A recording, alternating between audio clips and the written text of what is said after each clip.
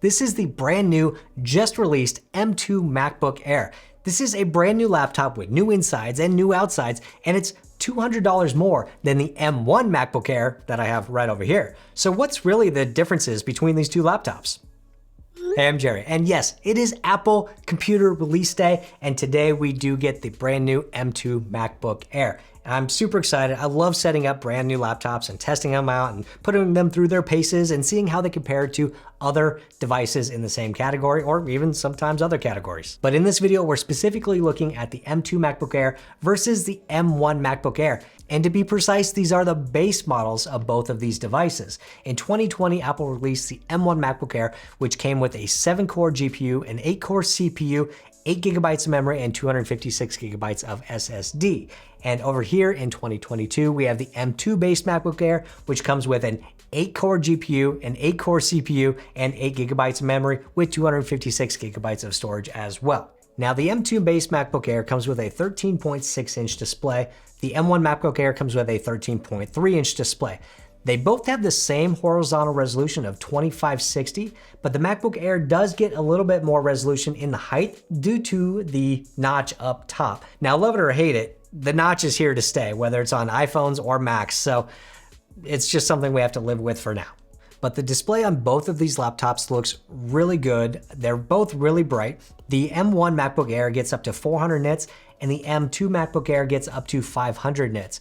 Now, when I put them both at fully bright with the same desktop picture, it's really hard to see a difference between the brightness of these two displays. Now, without getting out my Spider X Elite calibration tool to actually measure the brightness coming out of these displays, I can say that they both look incredibly bright. I don't think you're gonna have any issue using either of these displays in most lighting situations. And because they're the same width horizontally, I really don't think there's gonna be much of a difference between using these two displays. However, when you look at these two computers side by side, the 13.6 inches definitely looks like a bigger display, more closely resembling the 14-inch MacBook Pro. Now, when it comes to the overall design of these two laptops, the new M2 MacBook Air gets the newest, most modern design language from Apple these days, which is a mostly flat design, which is more refined and just kind of more symmetrical all around. The 13-inch MacBook Pro with the M1 chip, of course, has that iconic wedge design that Apple liked to tout a few years ago when they added the Retina display and whatnot. When you're holding either one of these laptops, they feel about the same. They both feel actually really good.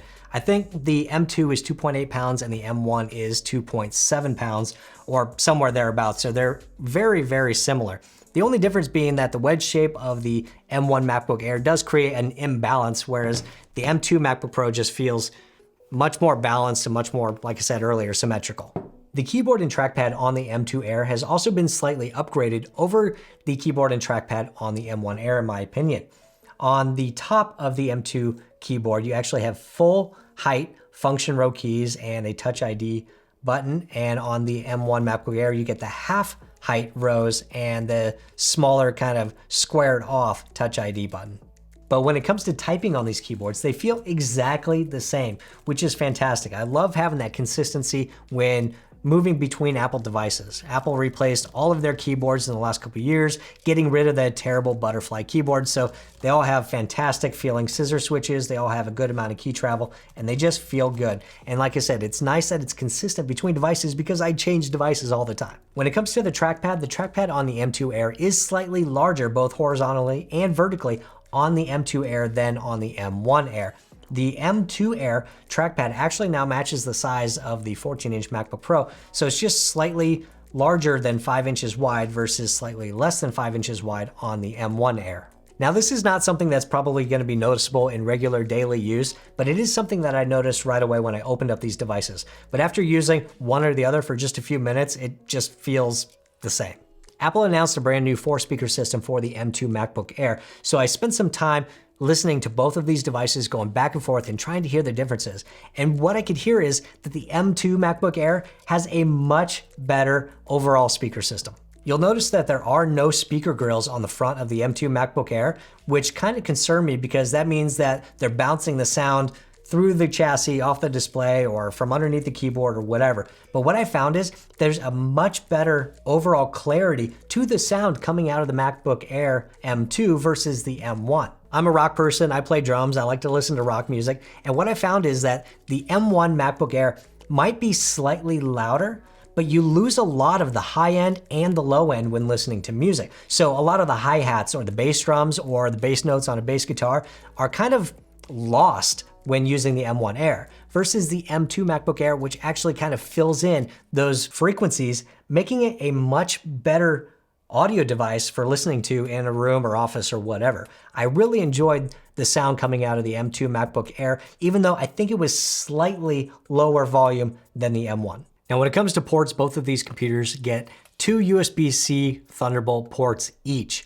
However, the M2 Air does get MagSafe, so it basically frees up one of those ports if you need it. So if you're one of those people that need to connect an external hard drive or an adapter or a USB dongle, and you need to power your device, the new M2 Air will actually give you a little bit of relief there. Now, before I get to the inside with the M2 processor, I do want to say that this M2 MacBook Air just feels really nice.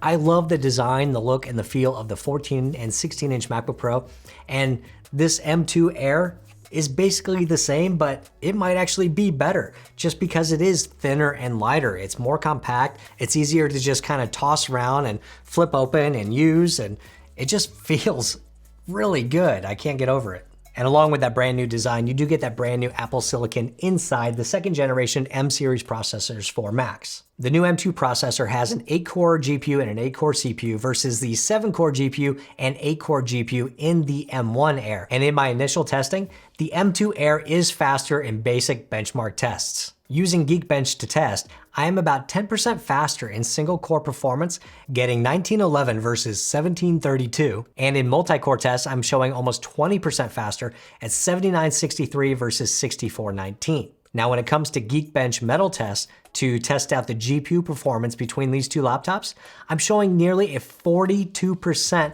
increase in speed on the M2 over the M1. And that's a pretty big jump in graphics performance going from the M1 to the M2. And most of that's going to be coming from that additional graphics core, but still almost 42% faster. I mean, those are pretty big leaps. And at this point, most people are aware of the storage performance differences between the base model 256GB M2 Air and the 256GB M1 Air. And yes, there is a difference in speed, and it's gonna take me some time to see if that's something I really notice in regular day-to-day use and activity.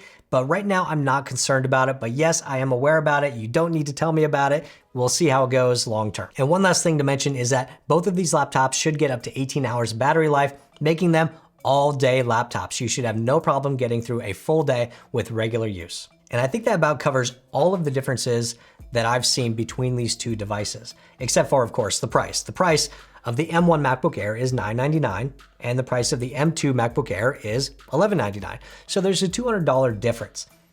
Is the M2 MacBook Air worth $200 more than the M1 MacBook Air? In my opinion, yes. You just take the design by itself. The new design, the updated design language that's following all of Apple's other products is so good. I mean, you pay for design, right? You pay for the look of your car, you pay for the look of your clothes, you pay for the look of all kinds of things. So why wouldn't you pay extra for a design, a look of a laptop? Is that design alone worth $200? No, probably not, but there is a value in that. So when you take the design and you take the additional port essentially, and you take a slightly larger trackpad, you get a 1080p camera, you get a slightly taller screen, you get a potentially brighter screen, although they look the same to me so far, and you take the potential performance increases and benefits of the M2 chip built in, and you take what is, in my opinion, a far superior, much better sounding speaker system, I think all of those easily add up to a $200 premium over the M1 MacBook Air. But the M1 MacBook Air is still an amazing computer. There is no reason not to recommend this. If somebody has a strict budget of $1,000 plus taxes, there's absolutely no reason not to recommend the MacBook Air with the M1. But if your budget can't stretch another $200, then the MacBook Air M2 is a fantastic update for that $200. Now, if you don't care about the upgraded camera and you don't care about the MagSafe connector on the side, and maybe you don't care about those couple extra pixels on the screen itself, then maybe put that extra $200 towards the 16 gigabyte memory upgrade to enhance the performance of running multiple apps at the same time and take that extra bit of load off of the SSD. But hey, What do you guys think? Do you think that the M2 MacBook Air is worth it over the M1 MacBook Air? Definitely let me know below. Oh, and be sure to check out this video right over here. Google thinks you're gonna love it. Well, YouTube, whatever. Anyway, hit the thumbs up button if you liked it, hit subscribe if you want, and I'll see you next time.